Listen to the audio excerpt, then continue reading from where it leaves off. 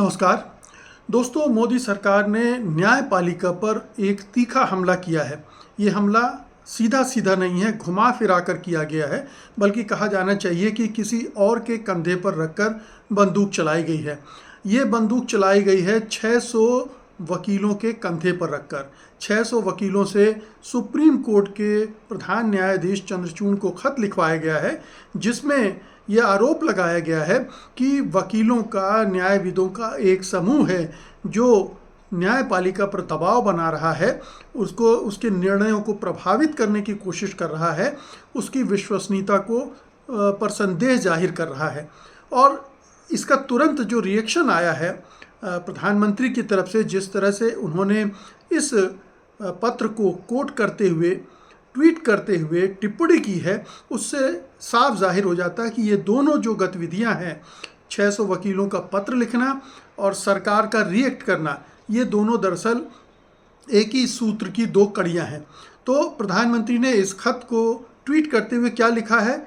उन्होंने अटैक किया है कांग्रेस पार्टी पर। लिखा है कि दूसरों को डराना धमकाना कांग्रेस की पुरानी संस्कृति है।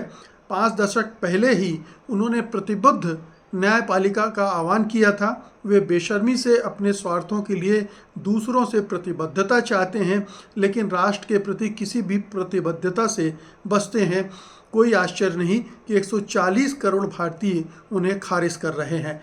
तो आप देखिए कि सुप्रीम कोर्ट को निशाना बनाया जा रहा है और सुप्रीम कोर्ट के बहाने कांग्रेस पार्टी को भी निशाना बनाया जा रहा है। एक तीर से दो शिकार करने की कोशिश की जा रही है। लेकिन क्यों की जा रही है? आखिरकार ये वकील कौन हैं जो इस तरह के सरकार के अभियान में साझीदार हो रहे हैं? क्यों ऐसी चिट्ठियां लिख रहे हैं? इसको ज़रा विस्तार से समझने की कोशिश करनी चाहिए। पहली बात तो ये है कि ये जो खत आया है, चिट्ठी जो लिखी गई है, वो ठीक इलेक्टोरल बॉन्ड के फैसले के बाद लिखी गई है। इलेक्टोरल बॉन्ड का फैसला सुप्रीम कोर्ट ने दिया है, उसने सरकार को हिला कर रख दिया है। सरकार की जो छवि है उसको ध्वस्त कर दिया है। प्रधानमंत्री नरेंद्र मोदी की छवि पर बट्टा लगा दिया है, क्योंकि वो तो कह रहे थे न खाऊंगा न खाने दूंगा, और हमारी सरकार बेदाग है, उस पर भ्रष्टाचार का कोई दाग नहीं है, उसने किसी तरह का कभी कोई भ्रष्टाचार किया ही नहीं है।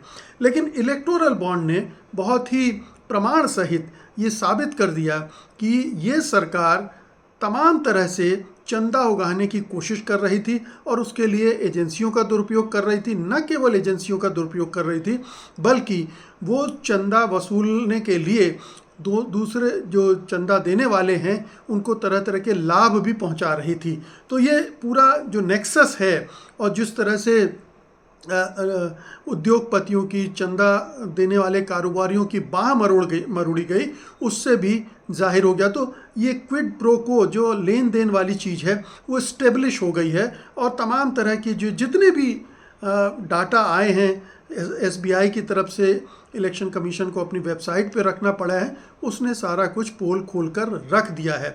और इससे निश्चित रूप से सरकार बहुत खींची हुई है, खिसियाई हुई है, और वो इसके लिए न्यायपालिका को दोषी मानती है, लेकिन न्यायपालिका पर सीधे अटैक नहीं कर सकती है। उसकी चिंता यह है कि अगर न्यायपालिका पर अटैक करेगी तो तुरंत उसे न्याय विरोधी, न्यायपालिका को दबाने धमकाने के आरोप लगने लगेंगे। हालांकि ये वो लगातार करती रही है, लेकिन इससे बचने के लिए उसने सहारा लिया है 600 वकीलों का। उनसे चिट्ठियाँ लिखवाई गई हैं, और इस जो 600 वकील हैं उनकी उन्होंने क्या लिखा है, पहले मैं आपको वो बता दूं। उन्होंने CJI को संबोधित करते हुए लिखा है, हम आपको पत्र लिखकर उस तरीके पर अपनी गहरी चिंता व्यक्त कर रहे हैं जिस तरह से एक निहित स्वार्थ समूह अपने राजनीतिक एजेंडे के लिए न्यायपालिका पर दबाव डालने, न्यायिक प्रक्रिया को प्रभावित करने और तुच्छ और अनर्गल तर्क के आधार पर हमारी अदालतों को बदनाम करने की कोशिश कर रहा है। अब देखिए कि कौन लोग बदनाम कर रहे हैं, किनकी वजह से न्यायपालिका बदनाम हो रही है। ये जजेस की तरफ से आ रहा है। खुलकर इन जजेस ने प्रेस कॉन्फ्रेंस करके बताया कि सरकार का दबाव न्यायपालिका पर पड़ रहा है, और जो जज सुप्रीम कोर्ट से रिटायर हुए हैं वो भी लगातार ये बातें कह रहे हैं कि सरकार दबाव डालकर फैसलों को प्रभावित कर रही है। अब यहाँ तक आरोप लग रहे हैं सुप्रीम कोर्ट पर कि किसी खास बेंच को अगर कोई केस दिया गया है तो उसका नतीजा क्या निकल सकता है, उसका निर्णय क्या आएगा, उस पर जजमेंट क्या आएगा। और इसीलिए कई बार ये भी हुआ है कि जो याचिकाकर्ता हैं, जब उन्होंने देखा कि फला बेंच के पास ये मामला गया है और उन्हें न्याय नहीं मिलेगा, तो उन्होंने तुरंत अपना केस विड्रॉ कर लिया है। तो ये तमाम चीज़ें बहुत ही साफ साफ दिखलाई पड़ रही हैं कि न्यायपालिका पर दबाव भी है, उसको किस तरह से प्रभावित किया जा रहा है।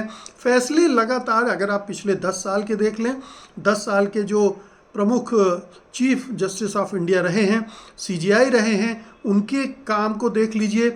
उन्होंने जो कुछ फैसले दिए उसके बाद उन्हें किस तरह से पुरस्कृत किया गया है, उसको देख लें तो मामला पूरा समझ में आ जाता है कि आखिरकार सुप्रीम कोर्ट कैसे काम कर रहा है या उससे क्या अपेक्षा सरकार कर रही है। और जब वो अपेक्षा कभी पूरी नहीं होती किसी वजह से, हालांकि ज़्यादातर मौक़ों पर ज़्यादातर फैसले सरकार के पक्ष में आए हैं और उससे उसको खुशी होनी चाहिए, लेकिन कुछ फैसले जब उसके खिलाफ आते हैं तो तिलमिला जाती है और अटैक करने पर आमादा हो जाती। पहले तो सीधे मंत्रीगण अटैक कर रहे थे, उपराष्ट्रपति धनखड़ से भी अटैक करवाया गया था न्यायपालिका पर, तो ये सिलसिला पुराना है।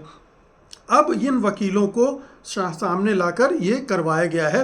और आपको ये बता दें, बड़ी दिलचस्प बात यह है कि इस पूरी मुहिम का जो नेतृत्व कर रहे हैं वो हरीश साल्वे हैं।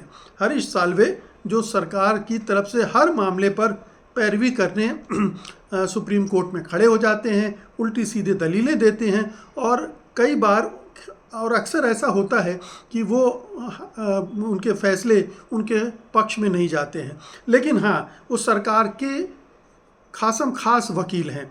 हर बड़े मामले में, इलेक्टोरल बॉन्ड वाले मामले में भी एसबीआई की तरफ से वही खड़े हुए थे, लेकिन उन्हें सफलता नहीं मिली। तो हरीश साल्वे उन सरकार के पसंदीदा वकील हैं और वो इसको लीड कर रहे हैं।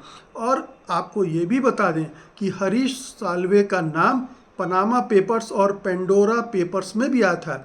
ये दोनों अंतर्राष्ट्रीय घोटाले हैं जिसमें जो काला धन है वो दूसरे देशों में जमा करवाया गया है और उनकी जब सूची जाहिर हुई अंतर्राष्ट्रीय स्तर पर तो उसमें हरीश साल्वे का भी नाम था।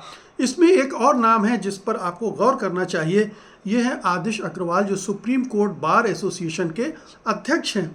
जब इलेक्टोरल बॉन्ड का फैसला आया तो इन्हीं अग्रवाल महोदय ने राष्ट्रपति को चिट्ठी लिखी कि सुप्रीम कोर्ट का जो फैसला आया है कि ये डाटा सार्वजनिक किया जाए, इस पर रोक लगाई जाए। तो आप देख सकते हैं कि सुप्रीम कोर्ट बार एसोसिएशन पर सरकार किस तरह से दबाव बना रही है, उसका किस तरह से इस्तेमाल कर रही है, ये वकील उसकी फ़ौज बनकर किस तरह से इस्तेमाल हो रहे हैं और सरकार के लिए काम कर रहे हैं। तो ये बड़ी दुखद और विचित्र स्थिति है कि सरकार दो तरह से अटैक कर रही है सुप्रीम कोर्ट पर।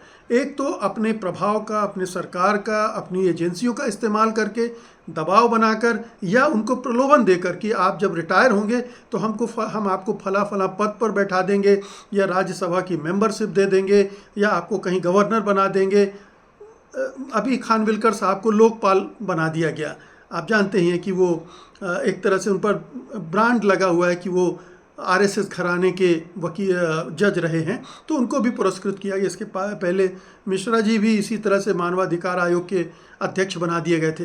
तो ये सिलसिला एक तो ये हो रहा है सरकार की तरफ से। अब दूसरी तरफ से इन वकीलों के ज़रिए दबाव बनाया जा रहा है सुप्रीम कोर्ट पर और ये बदनाम किया जा रहा है उन वकीलों को जो कि सुप्रीम कोर्ट की निष्पक्षता के लिए लड़ाई लड़ रहे हैं, सुप्रीम कोर्ट की आज़ादी के लिए, उसकी विश्वसनीयता के लिए लड़ाई लड़ रहे हैं। लेकिन ये सरकार को पसंद नहीं आ रहा, तो उन वकीलों को जो, और ख़ास तौर पर बहुत सारे जजेस तो रिटायर हुए हैं वहाँ से, उनको भी टारगेट किया जा रहा है, बदनाम किया जा रहा है।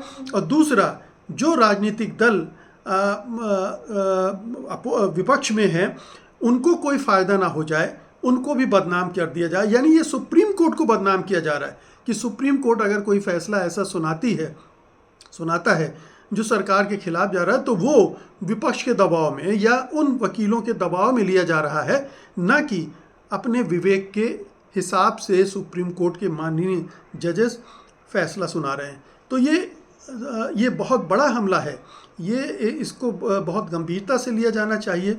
ये न्यायपालिका की स्वतंत्रता, स्वायत्तता पर हमला है, उसकी निष्पक्षता पर हमला है।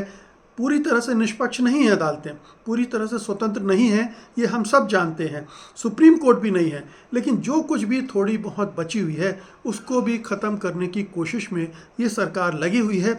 और ये अभियान जो शुरू किया गया है वकीलों के द्वारा, प्रधानमंत्री मोदी के द्वारा, सरकार की तरफ से, ये उसी तरफ इशारा करता है। इसे बहुत गंभीरता से लिए जाने की ज़रूरत है, क्योंकि अगर सुप्रीम कोर्ट जो अभी कुछ हद तक सकारात्मक काम कर रहा है, अगर उसको भी काम करने से रोक दिया गया दबाव बनाकर इस तरह के, तो लोकतंत्र के लिए कहीं कोई गुंजाइश ही नहीं बचेगी, क्योंकि बाकी सारी संस्थाओं पर सरकार ने कब्जा कर लिया है। वो अपने हिसाब से उनको चला रही है या उनको डिसमेंटल करती जा रही है। चुनाव आयोग का हाल आप सब जानते ही हैं। तो सुप्रीम कोर्ट जो आखिरी उम्मीद है, क्या उसको भी सरकार इस तरह के हथकंडों से, ओछे हथकंडों से ख़त्म कर देना चाहती है? ये बहुत बड़ा सवाल है आज का। बहुत बहुत शुक्रिया आपका। धन्यवाद। नमस्कार।